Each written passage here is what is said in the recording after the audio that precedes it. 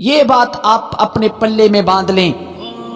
اس بات کو اپنے پلو میں باندھ لیں اور اس زندگی کا ایک وتیرہ بنا لیں کہ ہم نے بھی انشاءاللہ العزیز یہ کام کرنا ہے، یہ عمل کرنا ہے، یہ وظیفہ کرنا ہے، جو دنیا بھی انشاءاللہ بہتر ہو جائے گی اور آپ کی قبر و حشر بھی بہتر ہو جائے گی۔ میرے آقا فرماتے ہیں، جب دلیل کے بارے میں پوچھا کہ یا رسول اللہ کیا دلیل پیش کروں، تو میرے آقا صلی اللہ علیہ وسلم فرماتے ہیں، کوئی جناب فلمیں ڈرامے دیکھ کر اپنی رات کو گزارتا ہے، کوئی جناب دنیا میں عیاشی کے اڈوں پر بیٹھ کر اپنے زندگی کو گزار رہا ہے، کوئی جناب سینما گھروں میں اپنی عیاشی کی زندگی بسر کر رہا ہے، لیکن اللہ والے جو تھے وہ اپنی زندگی کو کس طرح سے گزارتے تھے۔ آئیے آج میرا دل کر رہا ہے کہ میں آپ لوگوں کو ایک ایسا واقعہ بیان کروں، اور یہ وہ وظیفہ تھا جو آپ ہمیشہ کرتے تھے، اور اللہ والوں کی یہ بہت بڑی جناب شان ہے کہ وہ اللہ کے برگزیدہ ولی ہوتے ہیں، وہ نبی کے پیار کرنے والے ہوتے ہیں، وہ نبی سے محبت کرنے والے ہوتے ہیں۔ ناظرین، حضرت خواجہ بختیار کاکی رحمت اللہ تعالی علیہ آپ نبی پاک صلی اللہ علیہ وسلم سے ایسی محبت کرتے، آج مجھے بھی چاہیے، آپ کو بھی چاہیے کہ ہم حضور سے ایسی محبت کریں کہ قبر میں جائیں تو حضور فرما دیں کہ یہ تو میرا غلام ہے، اے فرشتوں ہٹ جاؤ، یہ تو میرا غلام آیا ہے۔ آج ضرورت ہے تو اسی چیز کی، کاش ہم اتنا سوچ لیں، ہمارے اعمال ایسے ہیں، ہمارے کام ایسے ہیں، ہمارا چہرہ ایسا ہے، ہمارا لباس ایسا ہے کہ ہم قیامت کے دن اپنے محبوب کے سامنے اپنے چہرے کو لے کر جا سکیں، جب مرنے کے بعد اپنے آقا کے سامنے ہوں تو ہم اپنے آقا کے سامنے اپنے چہرے کو کر سکیں۔ کاش ہمارا یہ زندگی کا طریقہ ایسا ہو جائے۔ حضرات شیخ عبدالحق محدث دہلوی رحمت اللہ تعالی علیہ اخبار الاخیار میں یہ واقعہ نقل فرماتے ہیں کہ حضرت جناب خواجہ بختیار کاکی رحمت اللہ تعالی علیہ، جو کہ حضرت بابا فرید شکر گنج رحمت اللہ تعالی علیہ کے پیر و مرشد ہیں، آپ کی شادی کا ٹائم آیا، آپ کی ایام شادی کے دن جا رہے ہیں، آپ کی شادی کے ایام ہیں۔ آپ لوگوں نے دیکھا ہوگا کہ جب دنیا میں کسی کی شادی ہوتی ہے تو وہ کئی دن تک دنیا سے لغرض ہو جاتا ہے، دنیا سے اپنا تعلق توڑ دیتا ہے۔ کیوں بھائی؟ اس کی شادی کے دن ہیں،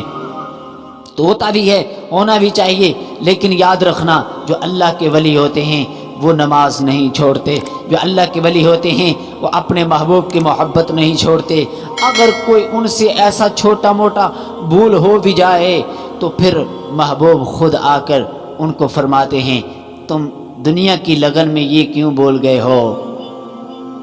تم دنیا کی لگن میں یہ کیوں بول گئے ہو۔ حضرت بابا فرید شکر گنج رحمت اللہ تعالی علیہ کے پیر و مرشد حضرت خواجہ بختیار کاکی رحمت اللہ تعالی علیہ کی شادی کے ایام ہے۔ ایک رات میں آئی، پہلی رات آئی جو کہ آپ عمل کرتے تھے وہ بھول گئے،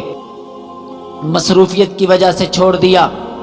اتنے مصروف ہو گئے مہمانوں کی لگن میں کہ آپ نے وہ عمل چھوڑ دیا۔ دوسری رات آ گئی، آپ کا وہ عمل پھر رہ گیا۔ تیسری رات آ گئی، پھر وہ عمل چھوڑ دیا۔ 3 دن تک آپ نے وہ عمل نہ کیا۔ اسی رات کو میرے نبی صلی اللہ علیہ وسلم آپ کی ایک گلی میں ایک بزرگ رہتے تھے، اللہ کے وہ بھی ولی تھے، حضور کو خواب میں دیکھتے ہیں، میرے آقا بابا جی کو سلام عرض کرتے ہیں۔ میرے آقا فرماتے ہیں، اے بزرگ، اے میرے بندے، اے میرے امتی، صبح اٹھ کر سب سے پہلے سلام جناب خواجہ بختیار کاکی کا میری طرف سے پیش کر دینا۔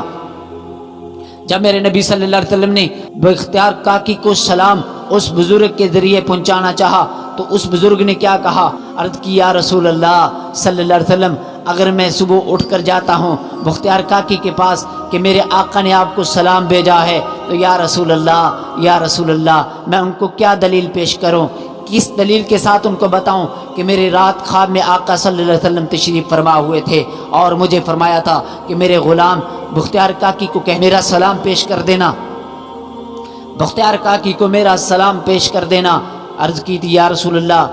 کیا دلیل پیش کروں گا؟ میرے کریم آقا صلی اللہ علیہ وسلم فرماتے ہیں کہ اے میرے پیارے غلام، اے میرے پیارے امتی، صبح اٹھ کر جب بختیار کاکی کے پاس جائے گا تو میرا سلام پیش کرنا، میرا سلام پیش کرنا۔ اگر وہ تم سے دلیل کے طور پر پوچھیں کہ بتا کیا دلیل ہے کہ میرے آقا نے مجھے سلام پیش کیا ہے، کیا دلیل ہے کہ میرے آقا نے مجھے سلام پیش کیا ہے، یہ بات جو ہے رونگٹے کھڑے کر دینے والی ہے، یہ بات جو ہے رونگٹے کھڑے کر دینے والی بات ہے۔ یہ بات آپ اپنے پلے میں باندھ لیں،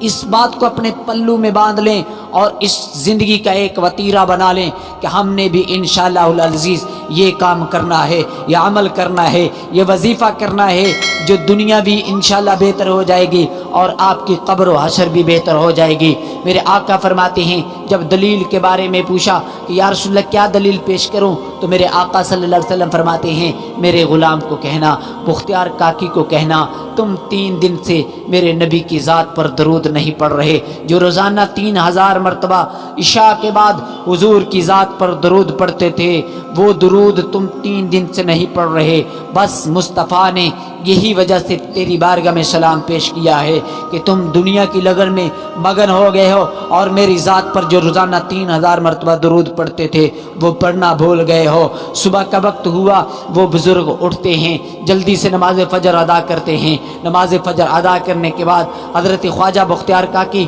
رحمت اللہ تعالی علیہ کا دروازہ کھٹکھٹاتے ہیں۔ جب دروازہ کھٹکھٹاتے ہیں ایک بچہ آتا ہے، پوچھا کون؟ فرمایا کہ جاؤ بختیار کاکی کو بلانا اور کہنا کہ تجھے فلاں بن فلاں بزرگ آئے ہیں، وہ دروازے پر کھڑے ہیں۔ حضرت بختیار کاکی رحمت اللہ تعالی علیہ کو جناب پیغام پہنچا گیا اور آپ دروازے پر آئے، دیکھا کہ وہ بزرگ ہیں اور وہ بزرگ آپ کو جانتے بھی تھے، آپ بھی ان کو جانتے تھے۔ سلام پیش کیا، فرمایا کہ بابا جی کیسے آنے ہوئے؟ عرض کی، بابا جی عرض کرنے لگے آج رات میری خواب میں سرکار دو عالم صلی اللہ علیہ وسلم تشریف فرما ہوئے اور حضور نے آپ کو سلام پیش فرمایا ہے، اور ساتھ میں یہ بھی فرمایا ہے کہ میرے آقا فرما رہے تھے کہ تم روزانہ عشاء کے بعد مجھ پر 3000 مرتبہ درود پڑھتے تھے، لیکن 3 دن سے تم مجھ پر درود نہیں پڑھ رہے۔ جب خواجہ بختیار کاکی رحمت اللہ تعالی علیہ نے یہ پیغام سنا تو غش کھا کر زمین پہ گر گئے اور ہوش آیا، کہنے لگے یہ واقعی پکی دلیل ہے، کیونکہ یہ 3000 مرتبہ جو میں حضور کی ذات پر روزانہ سونے کے پہلے اور عشاء کے بعد درود پڑھتا تھا، یہ میں جانتا تھا یا میرا اللہ جانتا تھا یا میرے محبوب جانتے تھے، اس کے علاوہ کسی ذات کو خبر نہیں تھی کہ میں حضور کی ذات پر درود پڑھتا تھا۔ واقعتاً اللہ نے میرے درود کو قبول کر لیا ہے، میرے آقا میرے درود کو قبول کرتے ہیں۔ تو ناظرین یہ ہمیں عمل کرنا چاہیے، جتنے بھی یہاں پر بیٹھے ہیں، جتنے بھی میری بات کو سن رہے ہیں، ہمیں حضور کی ذات پر کثرت سے درود پڑھنا چاہیے۔ جو لوگ کہتے ہیں حضور کو پتہ نہیں ہے، حضور تو سنتے نہیں ہیں، میں ان کے لیے یہ واقعہ